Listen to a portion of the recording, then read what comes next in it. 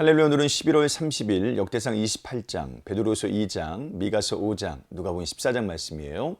역대상 28장은 지도자들에게 성전 건축을 지시하는 다윗의 이야기예요. 다윗이 이스라엘의 모든 고관들을 소집합니다. 그리고 그들에게 솔로몬을 도와서 성전을 꼭 건축하라고 지시하죠. 이것이 하나님의 뜻이라고 말해요.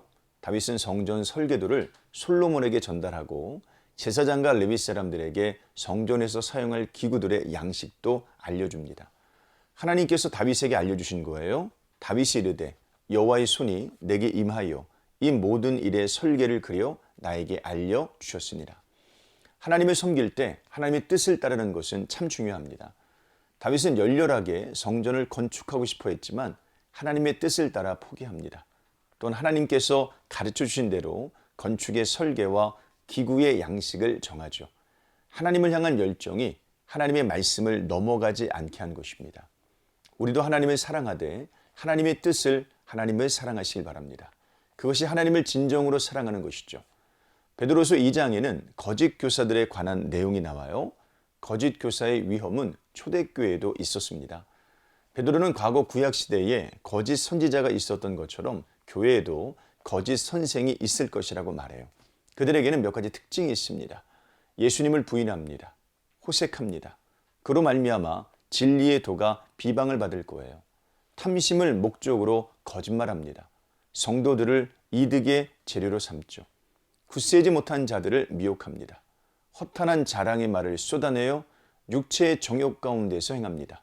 방종을 권합니다. 우리는 거짓 교사들의 특징을 잘 파악하고 있어야 돼요. 첫째, 그들은 실존하기 때문입니다. 거짓 교사들은 항상 있어요. 둘째, 그들은 교묘하기 때문에 그래요. 사람의 본능을 자극하고 미혹하죠. 셋째, 그들은 결국 멸망하기 때문에 그래요. 그들과 함께 서는 자들도 멸망합니다.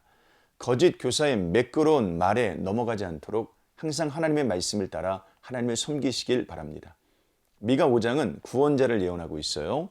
예수님의 베들레헴 탄생을 예언하는 구절이 여기에 있습니다.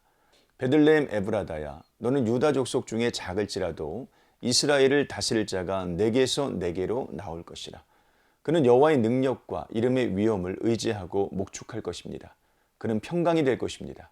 그는 원수의 손아귀에서 자기 백성을 구원할 것입니다. 그가 오는 날에는 모든 우상이 멸절될 것이고 우상을 섬기는 것도 무너질 것입니다. 누가복음 14장은 구원자 예수 그리스도를 향한 초청이에요. 예수님께서 혼인잔치의 비유를 말씀하세요. 큰 잔치를 준비했는데 사람들이 핑계를 대며 참여하지 않습니다. 결국 그 자리에는 가난한 자들과 몸 불편한 자들과 맹인들과 저는 자들이 초청받습니다. 이 비유의 결론입니다. 전에 청하였던 그 사람들은 하나도 내 잔치를 맛보지 못하리라. 예수 그리스도는 우리의 구원자로 이 땅에 오셨습니다. 그분은 하나님의 능력으로 우리를 돌보시죠. 그분은 우리에게 평안과 위로와 행복을 주십니다. 그분은 우리를 모든 고통에서 건져내십니다. 예수 그리스도는 그야말로 우리의 구원자가 되십니다. 그러므로 그리스도와 함께하는 혼인잔치에 모든 것을 포기하고 참여하는 것이 마땅합니다. 그리스도께로 가기 위해 자기를 부인하고 자기 십자가를 지는 것은 결코 손해가 아닙니다. 그리스도 안에 훨씬 더 큰 풍요와 행복과 영광이 있기 때문에 그래요. 그리스도께로 나아가시길 바랍니다. 오늘 하루도 이런 삶 사시기를 주님의 이름으로 축복합니다. 고맙습니다.